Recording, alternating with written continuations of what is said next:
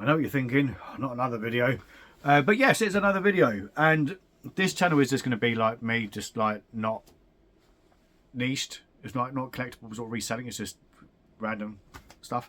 So for those of you who don't know, I have split my my socials into James's Collectibles and Flipping James. The Flipping James stuff is really easy, so we'll go into that first. It's purely hauls and it is sourcing. That's it. If you want the solds, that's on the Instagram. It's all in black and white. There's no fluff. There's no BS. It's there. I don't lie about what I sell. What else? Then the collectible side of things. So I initially took out some videos from this channel and then put it over onto that one.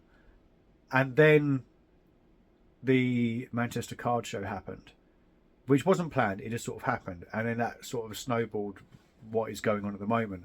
At the moment, the London Card Show video is just shy of 50,000 views, which has given me the watch hours to become monetized. However, I need the subscribers. I'm about 60%, so 600 and something or other. So we are getting there, and we will get there, because my God, going to these events is bloody expensive. Got a ticket price, which is normally more to get in early, and getting in early is, for me, is paramount, because it's easier to record when there's a lot less people in there. And until I reach a certain level on YouTube, I'm not going to be able to get like media access, if you know what I mean. So that costs, that can vary. For example, the London Card Show, to get in early is £40. To get in at other card shows early, it might sort of be £7 or £8. To get into the toy show early, it was £14. And things like that all add up, especially when you need to go out there and make purchases, which tends to add up as well. So there, yeah, try to get that monetized as soon as possible. But we are almost there. I think by the London Card Show, or by the London Card Show videos being out for at least a few days, which I think that's in May, we should have full monetization on that channel, which would be nice. Whether it comes to the reselling channel, to be honest, I'm not fussed. That's just more, I don't know. I like doing it. I like recording it. I like editing it. It's fine. I don't care that much, to be honest. I just like finding the cool stuff and be like, this is what I found. So yeah, whether I get paid for that or not, it's a nice little Brucey bonus, but I don't want it to be the main focus of it. Admittedly, breaking it up into two has meant I now get no money from YouTube whatsoever, and I would quite regularly get. I would hit the threshold most months. I think it's only been 2 months in the last however many years that I didn't hit that £60. I know there's people out there making a lot more. People that I know that I speak to on a regular basis who will not be named. On a semi-decent month, they'll get like £300-400. So you know that those who are a lot bigger and making more content, they're getting some bank, man. But I don't see why people are not showing that. I mean, we've gone off on a tangent already. That was only like 3 minutes. I don't know why people don't speak about what they earn.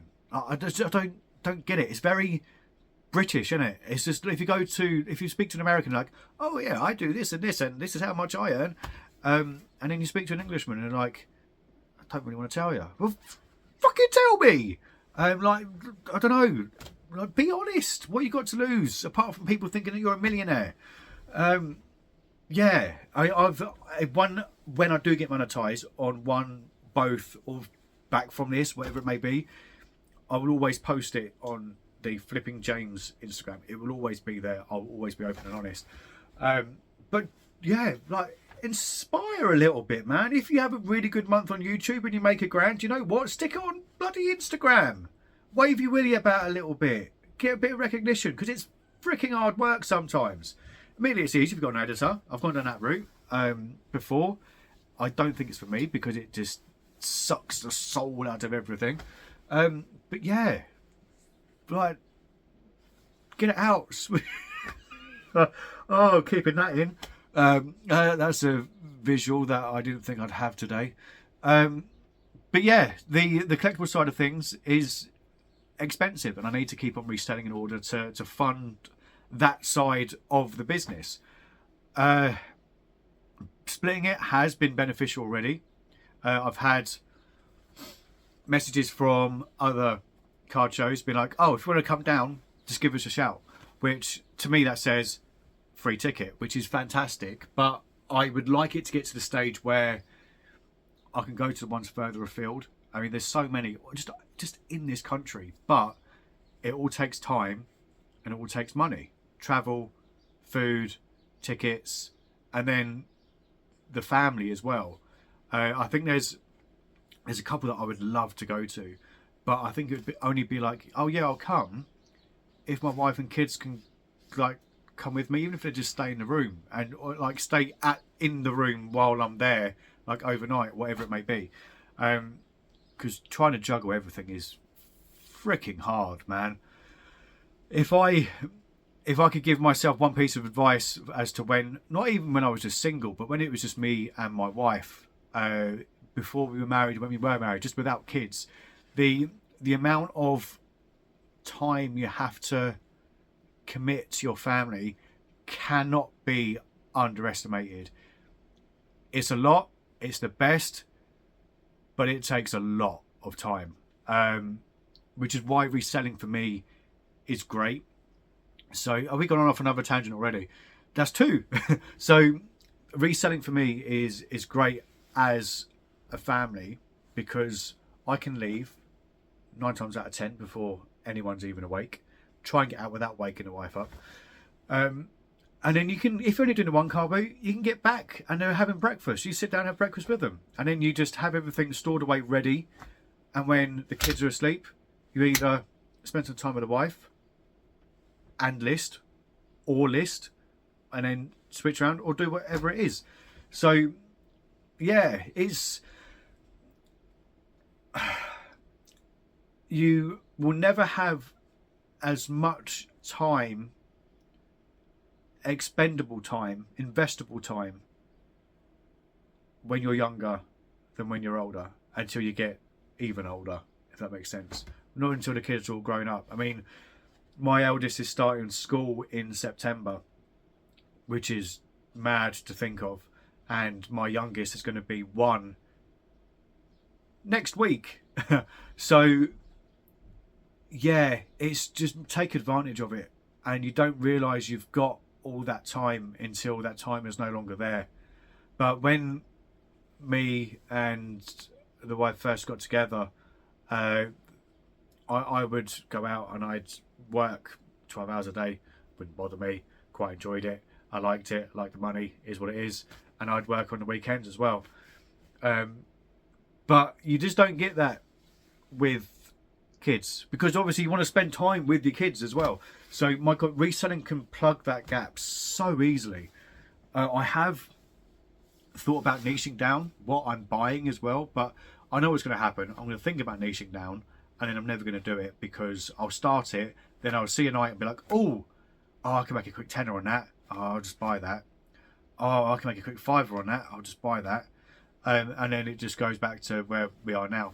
But if I was to niche, I think I'd go into trading cards, because I could probably deck out my spare room with trading cards, and it would be worth hundreds of thousands of pounds in that one box room above the stairs that no one can use because it's not bloody big enough for anything. So I have thought about that a couple of times, and but I know what I'm like. I'm too impulsive when I see stuff, and that'll be it. A lot of my gaming stuff goes to Jack anyway, and he's be having a lot more soon because I've got so much of it. I need to clear my garage, my conservatory, because I want to put a new roof on it. I'm going to end up building that myself, because we had a quote through for that. 12 grand, no bloody thank you. But it's just, yeah, I don't know. There's like a thousand things going on in my head, and I'm hoping this will be like me working things out, if that makes sense. So a lot of my clothing that was unlisted has gone to Kieran and Becky, because they've now combined forces, and the idea was that I was going to give them a load of stock, and then they would give me half of what they make minus fees and postage and whatever.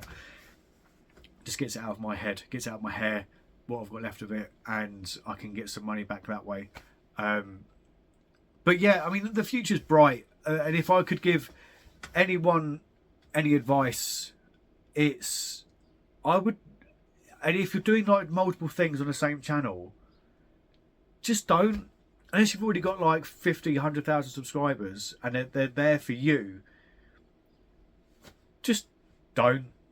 I would niche down as much as you can and have it that specific avenue.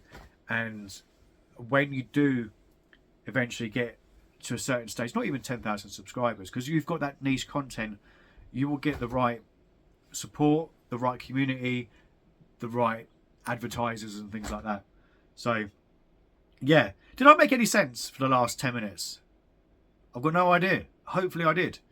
And there'll be more content coming out here at some point. I've had 2 like really odd sponsors reach out to me, for one for an item, one for cosmetic surgery. So they've obviously like looked at the camera angle from on top. So I have messaged, I've emailed them both back today. So we'll see what happens with that. But it's just, if it's a decent sponsor and if the item is somewhat good, then I'll just do a behind the scenes video or whatever it may be. It might even be chatting rubbish like this, and we'll give it a go. We'll see what the item's like. If it's any good, it's good. If it's not, you'll bloody know about it. But yeah, that was the cheapest form of therapy I've ever had in my life. And I'll catch you guys in the next one, whenever that may be.